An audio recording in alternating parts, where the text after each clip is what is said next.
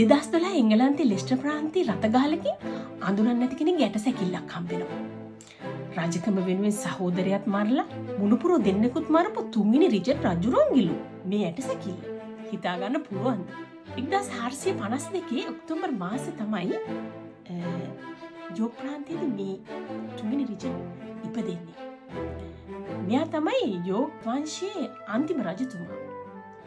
පුංචි කාලේ හරි දක්ෂයි. හුඟක්ම දක්ෂ යුද්ධෙට හින්දා එයාගේ සහෝදරයා හතරවෙනි එඩ්වඩ් රජතුමා රජ කරන කාලේ යුද්ධේ පැත්තෙන් ඒ සහෝදරයාට ගොඩක් උදව් කරේ මේ තුන්වෙනි රිචඩ්. හැබැයි අවාසනාවන්ත විදිහට මේ හතරවෙනි එඩ්වඩ් රජතුමා මිය යනවා. හිම්බිරිසාවකින් කියලාත් කියනවා. විෂක් සැරගත වෙලා කියලාත් කියනවා. දන්නේ නැහැ.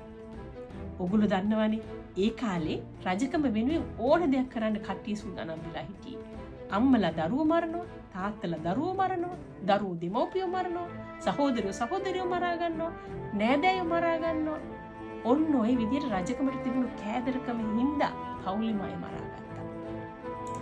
විලියම් ෂේක්ස්පියර් පස්සේ කාලෙක තුන්වෙනි රිචඩ් කියලා නාට්‍යයක් හදලා තියෙනවා. මේ නාට්‍යයේදී එයා තුන්වෙනි රිචඩ් රජතුමාව හඳුන්වලා තියෙන විරූපී, අවලස්සන, ක්‍රූර රජ කෙනෙක් විදිහට. එයාගේ කුදුභාවයකුත් තිබ්බා. එයාට ඇඟපත හරියට හොලෝ ගන්නත් බෑ කියලා හරිය රින විදියට තමයි මේ තුන්වෙනි රිචඩ්ව එතනදී හඳුන්වලා තියෙන්නේ. හැබැයි ඉතිහාසයේ කියනවා මෙයා දුප්පතුන් වෙනුවෙන් හුඟක් සේවයක් කරපු රටේ හොඳ නීතිමාලාවක් ගෙනපු රජ කෙනෙක් කියලා.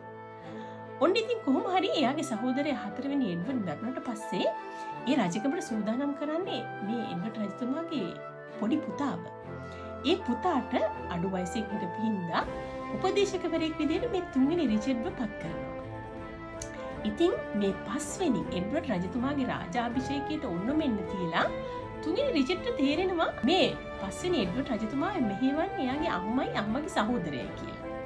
ඉතින් මෙතනදී තුන්වෙනි රිචඩ් හිතනවා ඇයි මේ පිටේ ඉන්න අයට මගේ රට පාලනය කරන්න මම දෙන්නේ. මේ රජකමට මමත් සුදුසුයිනේ කියලා.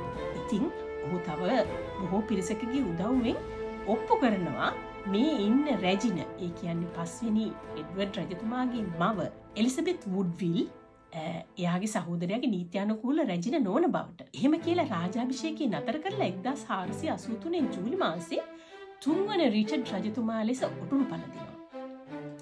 ඉතින් මේ අර පුංචි කුමාරවරු, ඒ කියන්නේ එඩ්වඩ් රජතුමා සහ ඔහුගේ සහෝදරයා ලන්ඩන් කුළුණ කියලා ඒ කාලේ හඳුන්වපු මේ මාලිගාවේ තමයි නැවතිලා ඉඳලා තියෙන්නේ.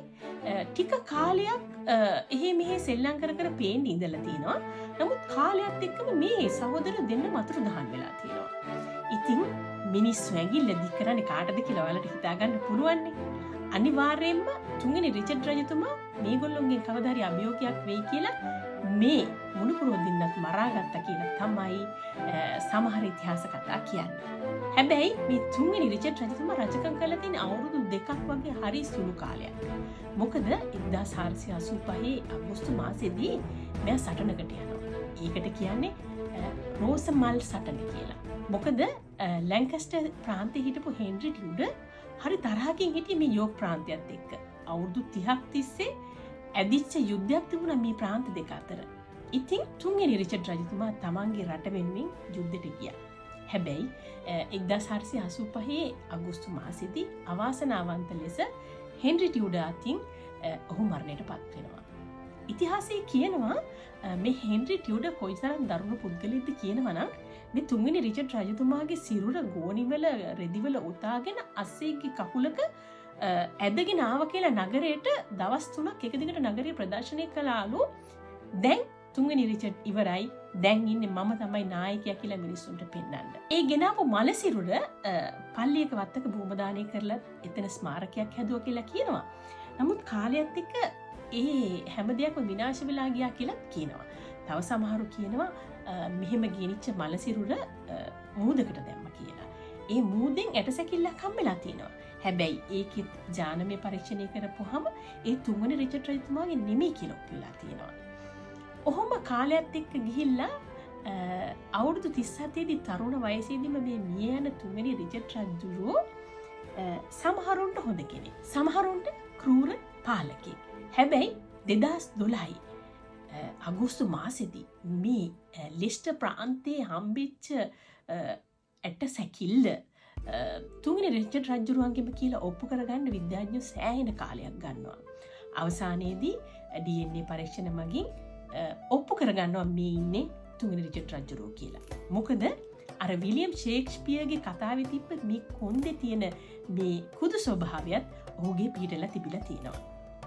ඉතින් අවුරුදු 500ක් තිස්සේ අවාසනාවන්ත ලෙස රාජ අනුග්‍රහයක්වත් නොලබා අභිමන් නොලබා ඔහේ වැළලීලා ගිය මේ තුන්වෙනි රිචඩ් රජුරුව 2015 මාර්තු මාසේ ලෙස්ටර් ප්‍රාන්තීය දේවස්ථානයකදී රාජ්‍ය ගෞරව මැද බුහුමන් සහිතව බොමදානය වෙනවා අවුරුදු 500කට පස්සේ. ඉතින් ඉතිහාසයේ ජීවත් වෙච්ච චරිතවල හොඳ නරක කියන්න ඔහුගේ ඍණාත්මක ධනාත්මක පැති ගැන කතා කරන්න අපේ දැනීම මදි. අපි කියන්නේ පොතකින් පතකින් දකින්න දෙයක්, ඇහෙන දෙයක්, අහලා තියෙන දෙයක්, කවුරු හරි লীලා තියෙන දෙයක්. ඒ වුණත් ඇත්ත සිද්ධිය දන්නේ ඔවුන් විතරමයි. ඉතින් කාලේ වෙලිතලාවේ සැඟවී ගිය අවුරුදු 500ක් තිස්සේ ඔහේ අසරණෙක් වගේ බුහුමන් නොලබා වැළලී ගිය මේ තුන්වෙනි රිචඩ් රජුරුව ඔය කියන තරම් හොඳ කෙනෙක්ද නැත්නම් රජකම වෙනුවෙන් මහා දුෂ්ට වැඩ කරපු ක්‍රූර කෙනෙක්ද කියලා හිතන එක ඕගොල්ලන්ට බාරයි. එහෙමනම් ගිහිල්ලා එන්න. ආයෙත් කතා හොරාවේ හම්බෙමු.